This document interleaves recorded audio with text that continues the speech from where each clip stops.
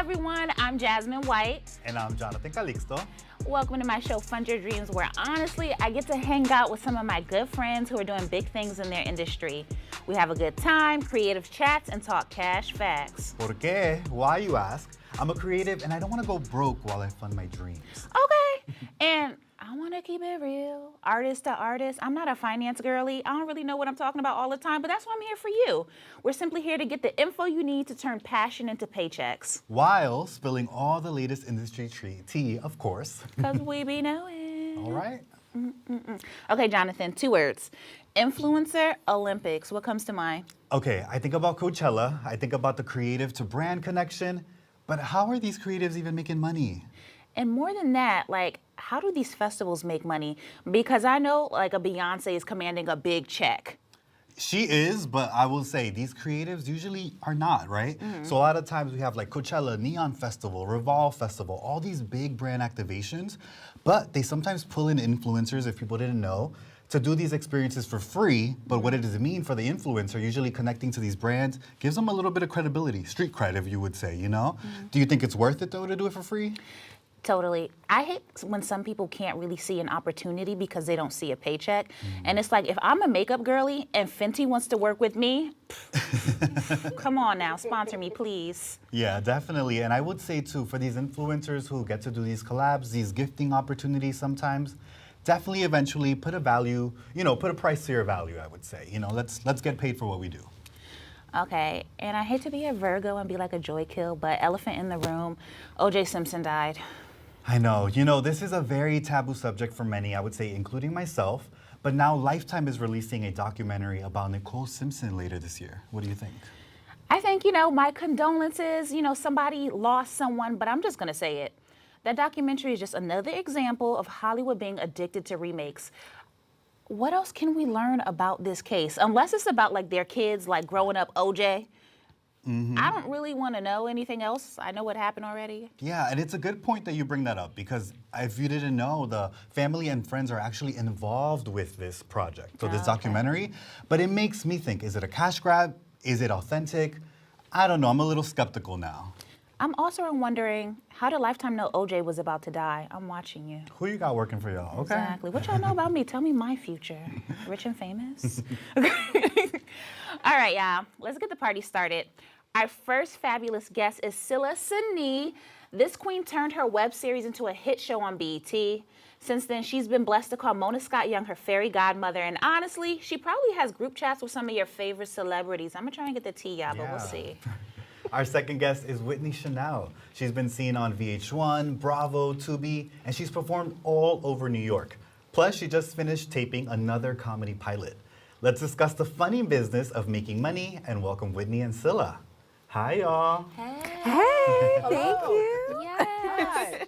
I'm so happy. Anytime you get to have your friends on TV with you, it's a good day.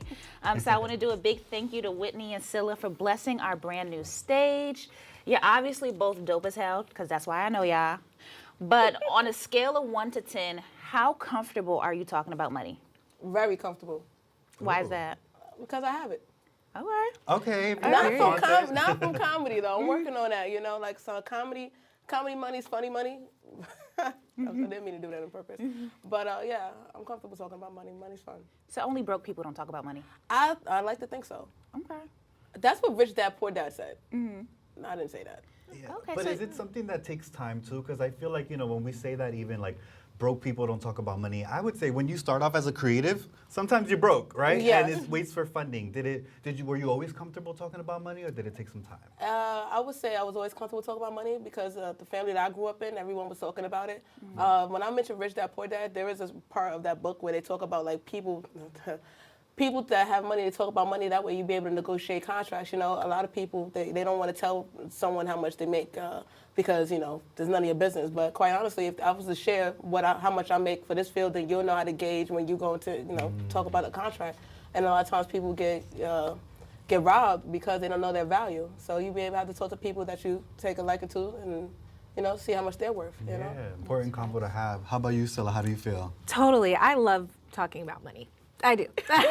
I enjoy talking about it. I think it's important, especially as a producer. We're always the money people. We're the ones that are going out and finding the investors. You need to be comfortable having these conversations, just like you said, like understanding your worth, opening up the ground to like for everyone to just be on that playing field. I've had so many amazing friends. We've talked about rates, we've talked about budgets, and I think it's really, really important just to have that confidence so that other people see that you know what you're talking about. And you know what? That leads me to my next question. So how'd you both become, first of all, comfortable with creating a rate for yourself and then demanding that rate when it's time to like show up and do your thing? Absolutely. Well, I've had my business for 8 years now, and I feel like it's something that I've learned over the years, how to negotiate, what my worth is. And I feel like it's something as a business owner, you need to know your rate, you need to know your value, and you need to know what you're working towards so that you can hire people and you can give people their money. Like, I just think everything is important to be very transparent when you're running a business. Definitely. And for me, when it comes to comedy, like I spend a lot of time in open mics, and I've done a lot of free shows. And over the time, like you have to pay me eventually because I'm paying the open mic so that I can perform. Yeah. And when you start getting sorted out, and you're proven to be funny, I mean, there's certainly value to that. Yeah. But the thing is, you have to put the time in. And a lot, like you had mentioned, I guess early on, like a lot of people don't want to take on like free opportunities. Right. But you know, every free opportunity is an interview for the next job, for the next, you know. So eventually, when people come to seek your talent, then you know exactly what is it that you bring to the table. Yeah, and I love that we talk about our value as well. I think with that, as we're growing as creatives, I know for you, Scylla, you have an LLC. For many of us, I think when we're growing, we want to eventually get to that. Talk to me about the importance of having that and establishing that for your brand. Absolutely. So when I was creating situationships and, I was working with a lot of these different distributors and different networks, by the time I got to BET, it was literally like a requirement for me to do business with them. And I learned so much, even when it came to like getting insurance for your business, like understanding just all of the intricacies of that. But I feel like, just like she said, like over the years, like I've had to learn, like whether it was doing the free work and literally like growing to the point where like this is a necessity. And then even just as a filmmaker, as an actor, as a producer, having that LLC has been super amazing because I can run all of my work through my business. And that's what a lot of, professionals do. They run their acting, they're producing anything that they make through their business. And it's been very helpful. Do you think people perceive you differently when you operate as an LLC as opposed to just as an individual? Yeah. Absolutely. I feel like as a business owner, like it's really awesome to be an entrepreneur and like you can literally like make a living truly off of that compared to as an individual, like working for an entity, like you're working for yourself and you can literally create like your own world and your own life, your own rates. And then and what I love to do is pay it forward for all the people that have helped me. Now with my company, I can literally bring in the funds to like help my people and provide new opportunities for more people.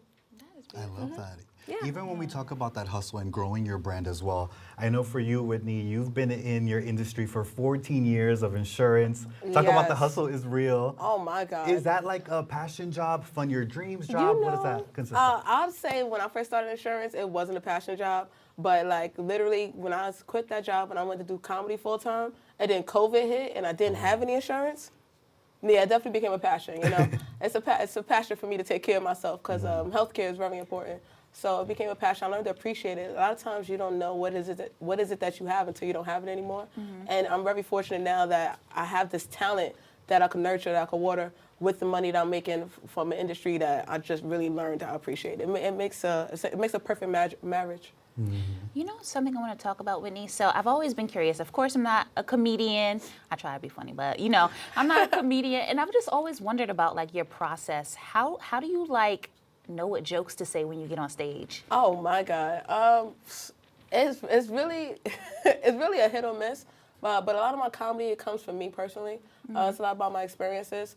I find that being a comic, it's really not so much about what the audience think is funny, but it's bringing them into my world. And comedy is done in dark rooms, and comedy is a sign of intelligence, and it's very revealing. So my job is to be transparent, and hopefully me telling them these tragedies, because comedy is tragedy plus time, me telling them these tragedies is making them more comfortable that they can laugh at themselves. Because quite honestly, you're not the first, and you're not going to be the last person to go through whatever it is that you're going through. So so my process is being authentic, and I was basically like reading my journal out loud. Oh, I love that. And I think also with that too, another layer of being a creative too is when you say being your authentic self, is you also are very open about being a part of the LGBTQ plus community. Was that ever an obstacle with funding your dreams, being a creative, chasing that hustle? No, actually, I find that like it doesn't matter nowadays whether you're black, white, yellow. If you're gay, you are winning. Okay. Say that again for the people in the back. If you are gay, you are winning. So, I'm very fortunate to be a part of this community. But I will say that my first time ever getting booed was by the gay community. So, I don't know. Like, I don't know how gay am I? Am I gay enough? But it's a fortunate experience. Awesome. I love that. And thank you for being honest about your experience, too. I feel like that's something that definitely a lot of people connect with. So. Yeah, I try. But you know what, Scylla, I've always been curious, like, what had to happen for you to fully chase your dreams? Because to go out and self-produce, that's taking a big chance on yourself. Absolutely. I feel like I had very early on learned that if I don't believe in myself, then who will? So I had to become like my own biggest fan and just have that faith. That faith and understanding, and I had an amazing community in New York. Like, I've grown up between the North and South like my whole life, and just being here at that crucial time when I was like super inspired, by the Issas and the Black and Sexies of the world, I was like, you know what? I have an idea, I have a story, and I felt like creating and content creation, like that was it. And I didn't have, all of, I didn't major in film, I didn't, have all the tools or the resources, but I was creative, I came up with solutions and I banded together with some amazing people and we made it happen. And we just believed that it was possible. Yeah. We did. Yeah, with the process too of creating, I'm sure there's a lot of projects that you work on that sometimes don't even see the light of day. How do you deal with rejection sometimes? I feel like that is like the nature of the industry that we're in. So I had to, especially as an actor, like I had to learn to just embrace that and not like let it deter me, but just kind of grow from those experiences. Like, you have to fail eventually to succeed. I think the biggest thing is as long as you never quit, you will get there. So that's kind of like the mindset that I'd had to have. Yes, girl, thank you for receiving that, because it's a grind out here. It is. You know what? So actually, Whitney has produced shows as well as a comedian. Yes. So I feel like that's a completely different world. What goes into that? Oh my God, producing shows. Producing shows, it's an opportunity for me to bring the community to me. Because oftentimes as a comic, you're going room to room, working out your material. And you gain fans, you gain from friends. And like, you want to create opportunities for your friends as well. You don't want to be the person who just keep taking. So producing a show is a way to give back to the community and also like connect. Like, I may know you and I may know this person, but you guys don't know each other, and I think you guys would be great together. So producing a show and showcasing our talents, it's I do it for the people. Important key. If you want to be connected, come to Whitney's show. She connecting folks out here. I know we're dating Yes. stuff in New York. I'm connecting people. Love is to be made. Yes. Now, of course, also, I wonder for you two, obviously being creators, hustling, how do you fund your dreams? What would you say? Well, producing shows definitely funds dreams. You sell tickets, but you don't most definitely have to sell the tickets so that you can actually support the artist that you're booking. Me being a part of the grind day in, day out for about 8+ years, I know what it's like to perform for free. And when I produce a show, like, I want to be the one to say, hey, you don't have to do this for free. And you also want to give them an opportunity for them to make money as well, because what you can do is you can hire one of the comics to perform, but also they can get a percentage for what they make for the tickets. And oftentimes, a lot of producers, they do this thing called bringer shows. And the return is they will have like casting agents there, so it's a lot to discuss. Yeah. You know what I love about that? Because both of you, all of us on this stage, we've been in positions where we kind of hire our friends and put them on. You should be the one to put your friend on first. Yeah, I think that's important. Yeah. How about for you, Scylla? How do you find it that you can fund your dreams, obviously, while chasing them and producing all these shows as well? Totally. I find myself doing like a variety of different things to fund my dreams. You know, you got to do 7 things to be a millionaire. So I got 7, we got to have 7 streams.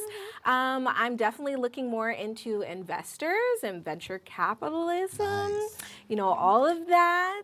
And just kind of like pushing it forward. Like, how can I expand this and get enough money so that like my production company can, employ people at a salary level, and then we work through them and together to get more new business and then make more shows and then just make it consistent. So I feel like, I've also been doing different certificates, in entrepreneurship and just kind of learning as much about the business as I can, and especially on the money side to expand. So yeah. Ooh, I love that. Scylla, thank you so much for coming through. Like, Thank you're you. always a light. We're gonna go to break and then we'll be back and play a game with Whitney. But I hope that you all stay in contact with Scylla. All of her information is at the bottom of the screen because she's dope. So figure out how to work with her. Yep. So we're going to keep talking after the show for sure. But for now, let's go to break. Hey everyone, it's your girl Kat from the Kitty Rose Lifestyle, also from The Next Chapter, where we discuss shades of gray every week right here at BronxNet, Saturdays at 11 p.m. Wow, 30 years. 30 years of BronxNet public access television. I'm a girl from Brooklyn and came to the Bronx 25 years ago, started my journey on BronxNet on public access television in 2016, and BronxNet is where I got my start. BronxNet, I feel like, is a home away from home. They support all of my endeavors, and I wouldn't have been able to be on any of the other channels if it wasn't for the fundamentals that I learned right here at my start here at BronxNet. So I am so appreciative. My son says I should stop telling people I'm from Brooklyn because I've been here now, Bronx Strong, for 22 years. So I'm so grateful, and I wish you much success in 30 years, 30, 30, 30, 30, 30, 30, 30, 30 more, because public access is necessary so that people like myself can have a voice. Yes, BronxNet, it's your girl Kat from Kitty Rose. Check me out every Saturday at 11 p.m. right here, Channel 68, The Next Chapter, where we discuss shades of gray. Mwah. Welcome back. Ooh, it's game time. And today we're playing the Say Anything game. Whitney, Yes. you'll be wearing these noise-canceling headphones just for you, and you'll have to try and guess the phrases that Jonathan and I will be reading aloud. Each round is about 30 seconds, and if you win, you'll get this little money crown. Not that you don't already have your beautiful crown on, but, That's a little gay, but I like it. Wear it for your next show. There you go. All right, so Awesome. Here you go. The headphones. you need me to stand up or anything like that? No, you're good there. I mean, are you more comfortable here? Or... Oh, these are she already nice. can't hear us. Okay. And look, they've never been worn, so can you hear some music? Wait, how the game go? Wait, did you tell me again? So I'm gonna read out some words to you, and you're gonna see if you can make out what I'm saying to you. Oh, all right, cool. Okay. Okay, and you have 30 seconds. Cash me outside. You outside. Cash me outside. What, you playing now? Oh. All right, ready. Cash me outside. Catch me outside. Close. Okay. Hashtag blessed. Hashtag blessed. Come back to my place. Oh. Okay, we know where Whitney's thinking. Exactly. Okay. Last one is balling on a budget. That's a little kinky. Keep What you said? it. Balling on a budget. Balls. On a budget. Balling on a budget. Yeah. Okay. We got one. I seen the bees. Wait, let me try. Yeah, go for it. Run. Wait a minute. Why y'all got me listening to Beyonce? Y'all asked me, do I like the album? I'm sorry, go ahead. Run me my money. Rub my belly. No. Close enough. Run me my money. Remedy. Run me my money. I still hear rub my belly. Secure the bag. Secure the bag. You flirting with me? I'm trying to throw you off. I'm confused. Yeah. Dollar bills, y'all. Ooh. You didn't say that. She's like, no. This is terrible. Okay, you can't buy me love. Oh, you can't buy me love. Yeah, okay. Yeah, I like We got a connection. You kinky over there. Stop. Big bank, take little bank. Tomorrow. Okay, I don't think you're gonna get this. All right, wait. We done? Yeah. You're not using your lips. I was trying to enunciate, Oh. but I didn't want to give it away. Yeah, but I feel like we had a connection. You Yeah, were we getting, did. a lot of my words out here. Yeah, I was trying. I'm sorry. Okay, maybe someone will get the crown next time. What? I didn't get the crown? You can try it on after. I don't know. We're gonna go to break, and we got a few more guests for you. I'll see you later.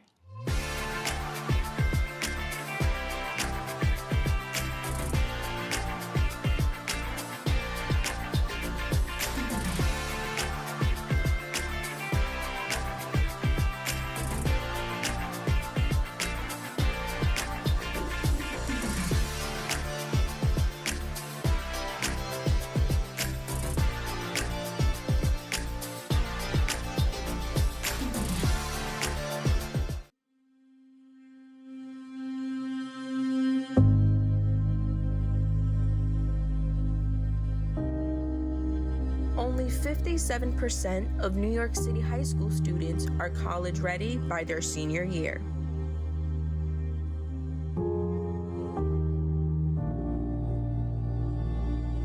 .55% of high school graduates either have no plans to attend college or are uncertain that they will ever attend.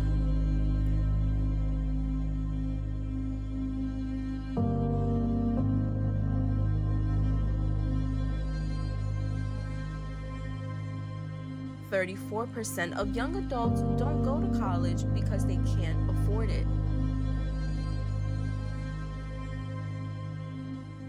Discover what's possible. BronxNet's education programs, internships, and opportunities help engage and inspire Bronx youth and beyond to pursue their passions. Be a part of the BronxNet family. Whether you're interested in our shows, joining a class, or donating to support our mission, visit BronxNet.org to learn more. We're back, and now this segment is called 10 Minutes of Game, where an expert teaches us how to turn creativity into currency. Today, we're talking about real estate. Ooh. This next guest has a long resume. Olivia Mitchell owns several rental properties throughout the U.S. She runs a 6-figure property management group.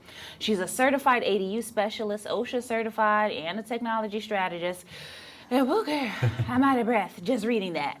Let's welcome Olivia Mitchell. Hello, happy to be here. Of course, we're happy to have you. I mean, she was just reading all these credentials. Okay, talk to me about the importance, obviously, just starting right away, the importance of having these credentials in your industry. I say one, OSHA certification is mostly around safety on a construction site, knowing what should and should not be happening when you're in that environment. So when it comes to processes, procedures, safety, we're talking about construction. You can have people all the way up on the 3rd floor or on the 24th floor. So having that makes you ensure that I'm running a safe site and that when I'm on another more commercial or larger site that I'm safe and that I can look out for the other people that are there. The ADU certification, the industry is changing. What does that mean? Because I know I read all those letters, guys, but I'm like, what? ADU is additional dwelling unit. Okay. So think tiny house or think converted garage into a living space, think converted basement, or like you build an addition onto a house. So it's an additional dwelling unit. California is the pioneer of that, my home state, but you see there's a lot of things going on in the housing market. Housing is expensive. Housing is not in abundance. We actually have a shortage of housing. So an ADU specialist, I have the knowledge and skills to help you convert a garage into a livable unit, convert a basement into a livable unit, or also build a standalone structure in the back of a property that you already own. That's so important, and I think obviously like with what you're mentioning, this is the topic. We want to get into those homes, okay? We want to own our own home. You know, what would you say when buying homes, how do we even get the right deal to find out? So a couple things. I'm gonna say number one, education. Because if you understand what it really means to own a property, operate a property, that'll make sure that you buy right. So what kind of pricing, what kind of financing options are out there? So you want to know what products will benefit you, right? And then think about how much mortgage do I want to pay? I don't want to pay a $5,000 mortgage. None of the mortgages that I have are $5,000. They're all below that. So you have to think about that too, because if you get a multifamily and people are helping you pay that because you got tenants, what if they stop paying? Like, so you have to think about that in the realm of what could I afford should they not pay? Because think about the pandemic. Yeah. You know, a lot of people stopped paying. They didn't have to. Some were in tight spots, but it also put owners in a tough position. What do you say? So, like you mentioned, tenants could just decide to stop paying, right? So, how do you know, like, it's a good choice for you? Because it seems like there's a lot of risk involved. So there is a lot of risk, but I think it's a combination of being prepared for those things and put as much protections for yourself as you can. And also understanding the laws and rights of tenants and landlords in your state. So you hear this landlord tenant friendly state. So is your state a landlord friendly state or a tenant friendly state? New York is a tenant friendly state. So it takes a lot longer to evict someone if they're not paying. You know, so it depends. So that's one thing. Know whether you're in a landlord or tenant state. Two, there's guarantors insurance. Okay. So should someone stop paying, you basically are getting insurance on that lease. So when you get occupancy back occupancy of that unit back, they'll then pay you out what that person stopped paying. So there are different protections that you can put in place, but there's also setting aside reserves. So you have to it's a very adult decision to, buy property. Adulting. And adulting can happen at any age, but you need to know how you can protect yourself. So just thinking about for you, which protections do I want to put in place when I acquire this property?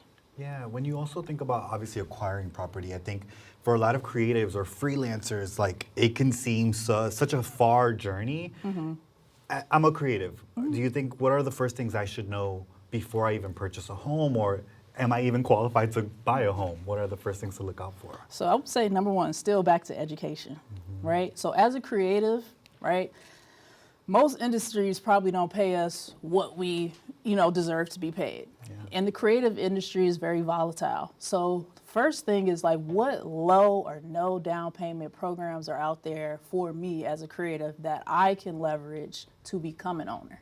I'll give you two, FHA and NACA. NACA is no money down, no closing costs, pretty much. Basically, they're going to help you buy that house with no money down, no closing costs, no down payment. It doesn't get any better than that. Then they also have one of the lowest interest rates in the country. So that's a good program if you don't have the startup capital necessarily, but you do have income. Then you have FHA. FHA is 3.5% down. Okay, so, you do have to pay closing costs. You do have to put that 3.5% down, but that's still better than 20%, 25% and more affordable. You know what? I have a question for you. So I know that you are a strategist, so I'm going to get, I can't pay you your rate, but I want to ask you a question, okay? Okay. So if I wanted to if I had like $5,000 and I want to get 5 rental properties, how can I make that happen? $5,000, 5 rental properties. All right. So We're like, is it even possible? Yeah, It's 1,000 possible. apiece. It's possible, but it's like the question then is, what are you willing to do for it? So if your market is very expensive, then if you live in New York, $5,000 is not going to help you move the needle, right? But if you go to a smaller, more affordable market, Ohio, Chicago, Milwaukee, would you be willing to purchase a $100,000 house in one of those states in order to get rental freedom or a reduction in that rental expense and to have that, that property? So you go to a smaller market, you buy one property, you generate income, you reduce your rental expense. This person, like your tenant, if you buy multifamily, is helping you pay your mortgage. You use that income that you're not leveraged, that you're no longer spending on that mortgage, save it, continue to build your next act, do it again. Wow. Right? So use FHA. You can use conventional low down payment programs, and you can get to a point of acquiring 5 properties. And depending on how aggressive you are, you can do one every year. Okay. But you have to be So- highly strategic to do that. Yeah, I'm like, that's a lot of juggling and figuring out for sure. It is. I also wonder with that, I know during the pandemic, a lot of homes to buy were really low. Now, I mean, from my point of view, I'm seeing them be really high. Is it a good time to invest in real estate, you would say? I would say it's always a good time to invest in real estate. The important thing is you need to buy right. So we have something called the 1% rule. So if I buy a $100,000 multifamily house, then I need to be making 1%, at least 1% of that in terms of rent. So that's $1,000. Is this house gonna command that $1,000, that 1% of that purchase price? So that's one metric you can use, right? Then it's like, okay, if I'm paying $2,000 now, when I purchase this property, am I now paying nothing or am I paying less than what I was before? So like that's also something to think about. Is it worth it to continue renting, or does it make more sense for me to buy? Because I'll still be paying something, but I'll be paying less than what I was paying if I was not an owner. Now, I have like a really important question to ask you. You talked about like looking at other markets and stuff. How can I figure out if they have beauty supplies in those areas? Because if I can't get my hair done, I'm not moving. It's not worth it. Exactly. Ohio does not sound like a place you can get sister locks done. I mean, you might have to look around and do your research, reach out to your network, get connected to different people. But we're in Ohio too. We're in Ohio, we're in Chicago. You can find what you need, but it might just be in pockets. Yeah. Or go there, create it. Wow, They need I love it, that. Yeah. right? Well, Olivia, I mean, you've dropped so many gems, I know, for us, especially as someone who is a freelancer, navigating a lot of side hustles to even start looking and considering buying a home. So thank you so much. Olivia, we're going to have to definitely keep talking after the show, but for now, let's go to a break.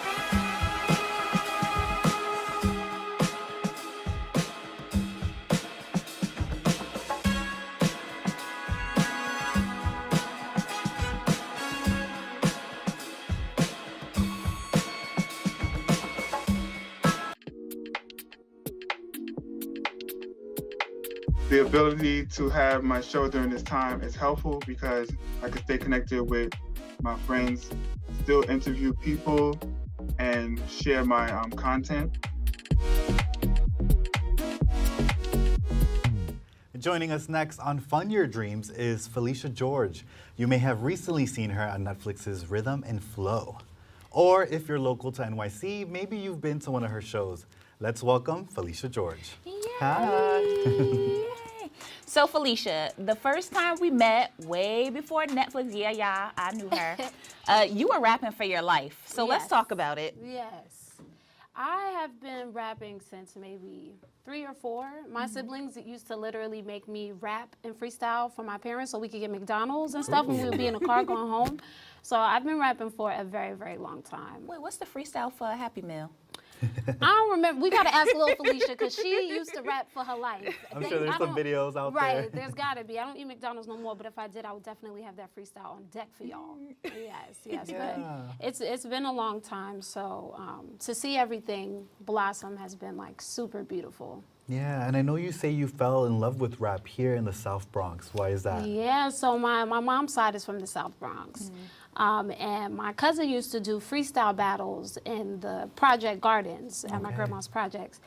And they used to have to drag me along because they would lie and say they was going to the store. And my grandmother would be like, oh, okay, y'all can go to the store as long as Felicia is going with y'all because I was the baby. So it's like, oh, Felicia got to go with y'all. So I would just be in the midst of these freestyle battles like, wow, like these people have so much passion. And like the way they're putting words together, it intrigued me a lot. So that's what got me started rapping. I love that. Yeah. And then came the Happy Meals and you were like, Yeah, okay, I got and it. then I was like, I think y'all using me, but it's okay. All right, so, we're here to talk about money. Yes. So on a scale of 1 to 10, how comfortable are you talking about money? I would say a 10. I feel like money is something, for me, that it's a man-made thing, so I feel like it's something that I'm easy to talk about. Because, I also feel like funds for me is a community thing as well. And it's like who you know is just as important as much as how much money that you have. Talk about that. I love that too, Yeah. especially because I think a lot of us, when we are creatives or starting off in our hustle, we're like, we need that paycheck, we need to get that, income in. But you're also saying networking is so key as well. Yeah, I feel like networking might be the most important form of currency, especially in like music and in arts. Being able to have community and someone that you can go to, like, I need to make this happen. And they're like, oh, well, I'm great at this, so I can do this for you and we can barter and you can do this for me. And then it's like, instead of like thinking, oh my God, how am I gonna save up $1,000 to do something? It's like, my best friend got a camera, my other best friend has the mic, we're gonna do what we do and make it happen. Love that. What's your favorite part about being a rapper? My favorite part about being a rapper, I would say, is creating worlds and like telling stories. I feel like I love being a storyteller. I love writing about my life. I love writing about other people's lives. I love just people in general. I'm such a people person that it's like I feel like rapping helps me meet more people and it helps me be in more spaces and it helps me, be the person that I want to be. So, yeah. Yeah, and I mean, when you say even brings you to spaces, you were on Netflix. That's such a Yeah. huge platform at that. Yeah. What would you say are some of the challenges, though, that did come with having that big platform? I would say imposter syndrome is like a very big thing because you get to these big spaces and you're like, whew, do I deserve to be here? Like, am I good enough to be here? And with Rhythm and Flow, I got on there based off of my Instagram freestyles. I had not had a song out, I hadn't dropped anything, so for me it was like, I'm here with these artists who have albums out, and I'm sitting here like, yeah, here go this 45-second clip of me on Instagram that y'all can watch. But it's like, it just goes to show that everybody's journey is different and to not compare yours to someone else's. Those were bars right there. Yeah, right. I'm like, got hello. your back. Let's just add a beat to it and we're good. Yes. How did you battle imposter syndrome with that? Honestly, I feel like it's something as an artist that is a constant battle. But in that space, for me, it was like just tapping in with myself and like calling home to my family and just remembering like, my journey is different and it's not gonna look like anyone else's. And if I don't honor my own journey and have grace for myself and for what that looks like, then I can't expect for people to support me or to wanna listen to my music or to, wanna show up for anything. So it's like, I have to show up for myself first and believe in that. And I have like a question. This is, I don't know, because I love learning about what other artists do and what they think about things. So what do you think about rap beef, or are you vegetarian to the beef? Because right now things are going on with Drake and... I love rap beef. Like I said, I grew up around rap battling, and so it's like, I feel like it's also a part of hip hop. It's also a part of like hashing out differences. Because instead of like, okay, we're gonna fight, it's like, no, we're gonna rap. I'm gonna sit down and I'm gonna write what I feel, and then I'm gonna tell you about it, and then everybody else could decide who won. And I feel like that it's such a safer way for our community to express themselves and to get things off of their chest. Like writing it out, it's like they don't even know they journaling. Y'all journaling when y'all writing these rap beefs. So it's like, I love that. I love rap beef. I'm here for it. And sharing their feelings with each other. Yeah, and sharing, they don't even know they out here sharing feelings, getting personal about how they feel. It's like, yeah, I want to hear more. Yeah, I feel like it's also a little bit of tough love, right? We also have, wasn't it just J. Cole who came out on one of his concerts and showed love to a beef that he had before, but he was kind of like, you know, now it's all love. So I feel like eventually you're just, you know, giving your respects to someone else. It's just, you know, tough love. We're battling it out here, but it's all in the same industry and for the same career and craft. So I like it. Yeah. I'm here for it. Exactly. And then, you know, speaking of like some like more commercially successful artists, what does success look like for you? Success for me looks like having a big community. You know, it looks like having people to support me and me having people to support, and being able to pour into my community wherever I am, you know, wherever I'm traveling, wherever I'm performing, just making sure that there is that connection. And even if there's only one person, you know, that I'm able to touch in a room, I feel like as long as I'm able to do that, I feel like I'm doing what I'm supposed to do. I feel like you want to like remain accessible, like a Common or like a. Yeah, I want parts of my life to remain normal, you know, and to be able to be outside and to be able to touch people and to be able to kiki and have a good time outside with the girls. I want to still be able to do all of that, but still, you know, have a foundation to stand on, to be able to do what I love. Yeah, and I feel like you have such a good sense of who you are, your values as well, what you bring as well to the industry. What advice would you give to up-and-coming musicians that are putting their work out there on social media for others to see? I would say stay focused on yourself. I think in this time, in this age of social media, we get very caught up with like what we're putting out, how much we're putting out, what does it look like, how many likes is it gonna get? Instead of just like, oh, I like this, I believe in this, let me put this out. This stands for who I am, let me put this out. So I would definitely say like stay focused on yourself and your morals and what you stand for, what you believe in, and what you like to do. And create it and put it out and let it do what it's gonna do. Yeah, start posting, y'all. Yeah. And you know what, Felicia, aren't you a little bit of a filmmaker too? I am. Exactly. I am. Don't be shy, not now. Yes, yeah. Film is my first love, I would say, probably. Like the first day I went to school for film. I did a couple films even in between doing music, and I recently did a film called On the Ground with my producer Frank Guastello, who was also my 7th grade teacher. Oh, wow. Community. Okay. You gotta keep the people together. Wait, what's the name of that album?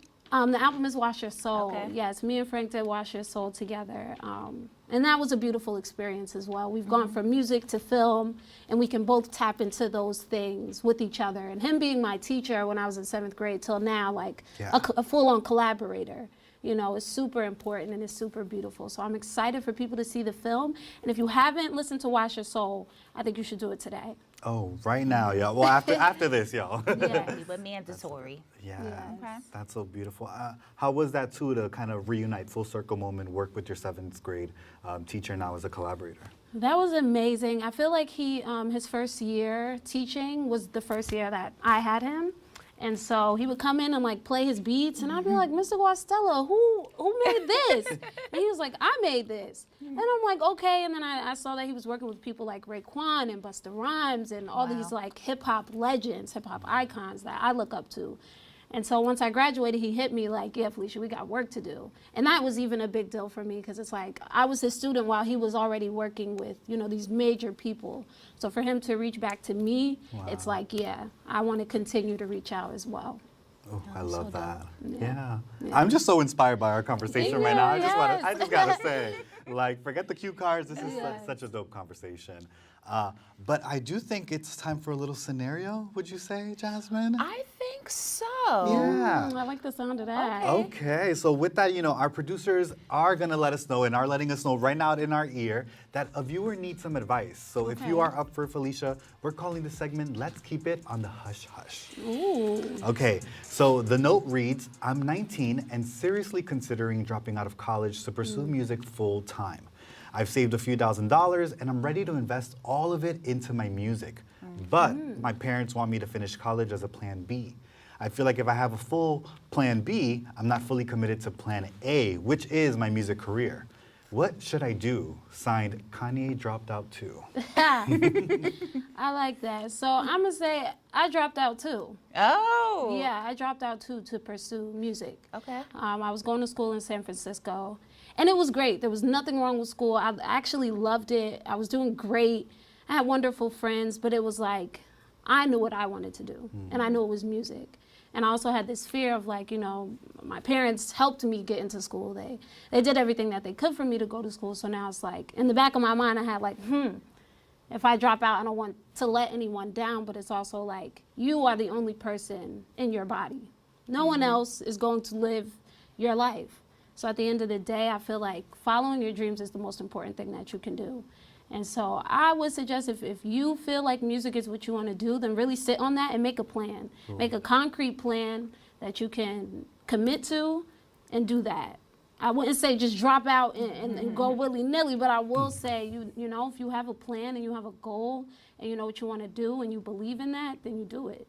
And especially if you have the means to, if you got the little leftover funds from school, I would say definitely invest in yourself. No one will invest in you if you don't. So invest in yourself, invest in your dreams. You know what? I'm going to agree with you. I would say the only thing about college is that while you're there, get those connections. Yes. On your way out the door, figure out who are going to be like the next CEOs and execs and lawyers. And honestly, exchange numbers, because then you can come back and call in some favors. Like, remember we were on campus together? Right. You know, because then ultimately, you think I really remember who graduated or not? I don't care. We went to the same school. We went to the same place. We were all in the there same together. student org. We went to the same party together. Right. Yeah, I also don't think it's a bad thing to have a plan A, plan B, plan C. Yeah. But I think as long as you align it with what you want to do, it has to be intentional, right? So if Yes. music is your goal, then let's have a plan B, C for music, you Yeah. know? So I don't think it hurts. What do you think about that part? I would agree. I would even say like setting yourself up before you even drop out. You know, if that is something that you want to do, then what are the steps that you take before making that decision?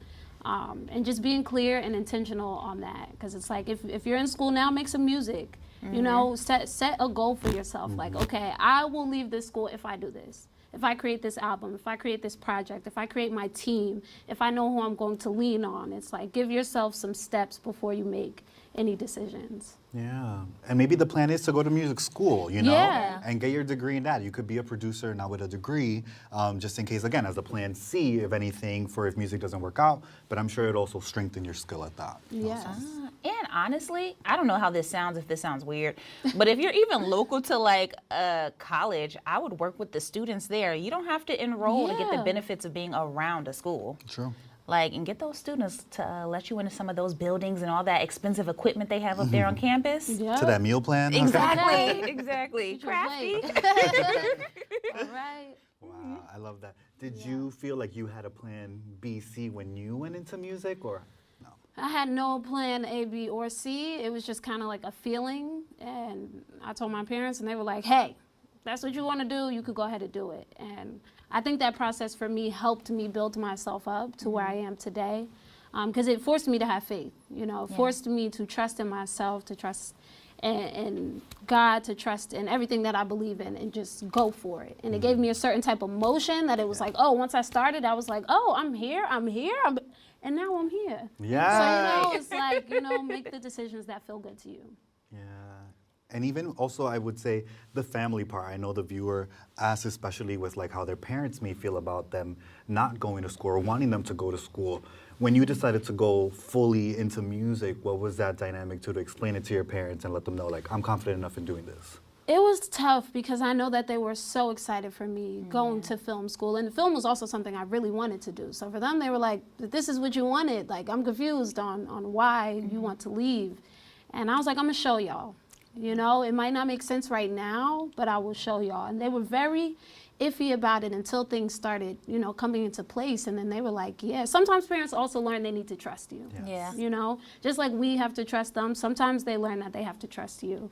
And that was that moment for us. What was Mama's face when she saw you on Netflix? Oh, she was so happy. We had a whole watch party at the house. Everybody was there. They were so excited. And it's like those are the moments that really feel great to me, because it's like I did go out on a limb and decide, you know, I'm gonna do what it is that I want to do with my life. And the fact that it actually is working, it's like, yeah, I love it. It is definitely working, honey. So thank you so much for sharing Thank that. you, So, yes. such a good advice as well for the viewers. So. Definitely. And you know what? All right, you guys, I don't want you to go anywhere because we have a special treat. Felicia is gonna take the stage. Don't miss it. Stick around. We'll be right back.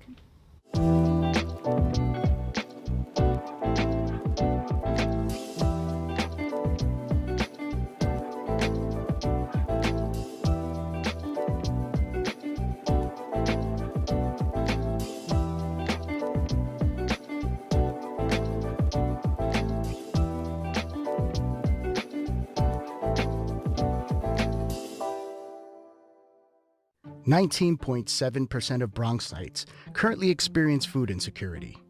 Meanwhile, instead of these nice, colorful foods, this is the best food that they have access to. If this sounds like you, there are a bunch of resources to get healthy food for free or cheap. If you want to help, you might consider donating or volunteering in one of these places. Community fridges like this one are all over the city, and allow New Yorkers to conveniently donate extra food to people who might need it. Go to this link and find your nearest one.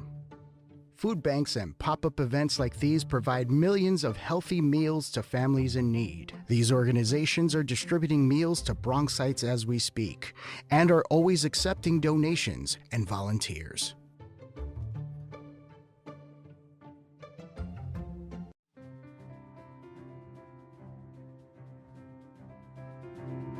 I remember when the Bronx did not really have a media outlet properly representing the people of the Bronx. BronxNet provides for the community by being a community where people can be empowered to share their voices. We are in a really great place technologically. We've got all the resources that we need to be effective. Whether it's through cameras, storytelling, editing, we have provided those services for 30 years.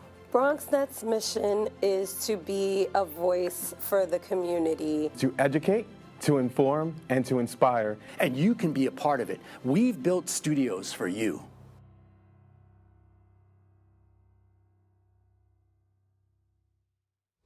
Welcome back. Arrow the Symbol, formerly known as Felicia George, is performing her song, Comets.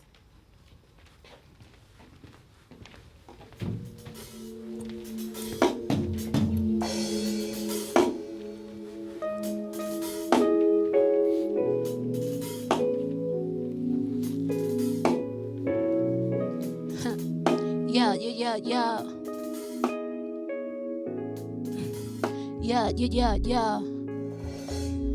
Look, getting hard for me to face it.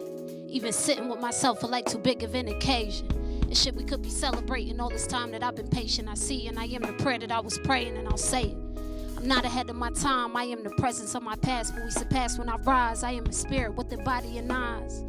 And everything that come behind me just gon' get me in line. I figure time is of the essence, so I count my blessings. Lead it past the past, just accept the lessons. I am every thought they ever manifested. I am living proof that life can give you blessings, even if they blurring out your adolescence. I seen it as a young, they gon' pull up when we come. What's the fun when we black and we young? I know that as a fact, they get packed when we yawn. I'm in the back of the yard with my tribe, and yeah, we up. And we be dancing when we jam, and we could do that from the night until the sun. And everything I ever did, I did because I had my people by my side, and then we won. So I'm just living out my dreams, and if you know what that means, then you might just be the one. Yeah, you might just be the one. Cause everything that's meant for me will come. I know I'm the one. I am water, fire, moon, and sun. I reflect the best that's yet to. Everything that's meant for me will come. I know I'm the one. I am water, fire, moon, and sun. I reflect the best that's yet to come. Cause I've been manifesting. Everything I want, I know I'm destined. I've been manifesting. Everything I want, I know I'm destined. I've been manifesting. Everything I want, I know I'm destined. I've been manifesting. Everything I want, I know I'm. So when I first got the beat for Comets, right? My friend Kayla made it. I was living in Philly, and I was getting ready to move to Costa Rica shortly. And I'm sitting on the beat, and I'm sitting on it, and I'm like, it's bringing up so much for me, but I didn't know exactly what I wanted to talk about or what direction I wanted to go in. And so I sat with it for a long time. And then I thought about who I would miss the most when I go to Costa Rica. And what came up for me was black women. Black women, period. All the black women in my life, all the black women that came into my life when I was having a hard time, and they helped me. And so the second verse to this song I wrote and dedicated to them. And something that's really important to me in music is bringing my people with me. So everywhere I go, I choose to perform this song so that I can bring them with me.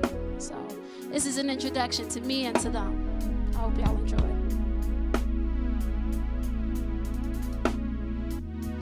Yeah, look, all that I done prayed for, I'm living it out. But yet I'm living in doubt. Somebody tell me why it's hard to see yourself and trying to figure it out. Back when Shandy became family, to see in myself, and me believe in myself, a key to my wealth. Every door that come before me, I exceeded them well. The angels who surrounded me were keeping me held. Back when Tucker held my cover, kept me comfort in my slumber. I look up to her way more than probably any other. She was closer than a sister, felt she saw through all the fluff and any buffer I put on myself to shield me when I suffered. Discovered I was gifted through the eyes of Tiana. Taught me life too powerful to soak in my problems. I shine brighter than comets. Stars are just the power of us knowing one another. We were destined, I'm honored. Without college, I would never know my means. San Francisco living out my California dream. Dropping out to jumping into every hoop I seen. And even when I missed the mark, I fell straight into what I needed. I had to see it. But believe me, I ain't do it all alone. Late nights with Shaquilla, she would tell me that I'm chosen. Everything I ever wanted would eventually unfold. Should've seen it on your own when I met up with Sabrina, said she needed me to feature on some deep shit. Handed me a mic, said it's important that I speak my shit. I took it back to Underhill and sat under the bleachers. Sunset drifting on the beat, and I received the very thing that made me open up my frame the way I was. Back when me and Dominique was chilling in the Bronx, and thinking back to when we met up outside looking for the plug. Like who thought we would be here, do this, or make it this far. Took a lot to find the faith in my art. Took a lot to leave the nest just to reset and follow what's in my heart. Lost it all to find the end was my start, and everyone had a part. If I'm honest, I won't stop till I'm done. Just living out my dreams, so if you know what that means, then you might just be the one. Yeah, you might just be the one. So like we said, I go by Arrow the Symbol, formerly known as Felicia George, and this is my song, Comets. I hope y'all enjoyed it. Thank you.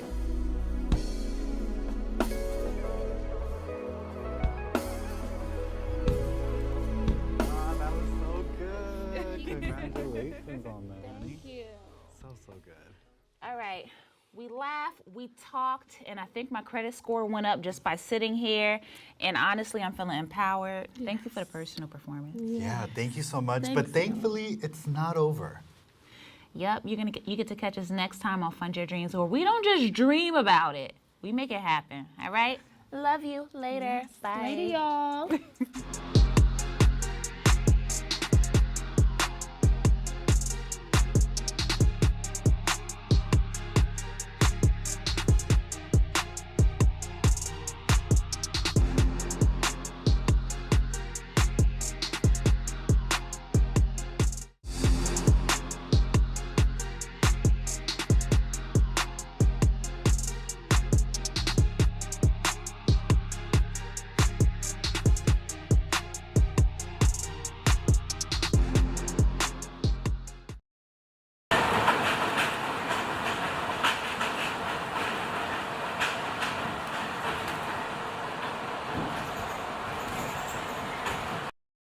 I debate all day. It's what I do. But there are some things that are undebatable, like your mental health. I was in a dark place when my brother passed away in a car accident. I was depressed in ways I never imagined. I reached out And my sisters came, my pastor, my therapist. They helped me get through it. I found that the more I spoke up, the healthier my mind became. When you love your mind, you can go so much further. Find mental health resources and love your mind today. And 2 flashlights. What's up, champ?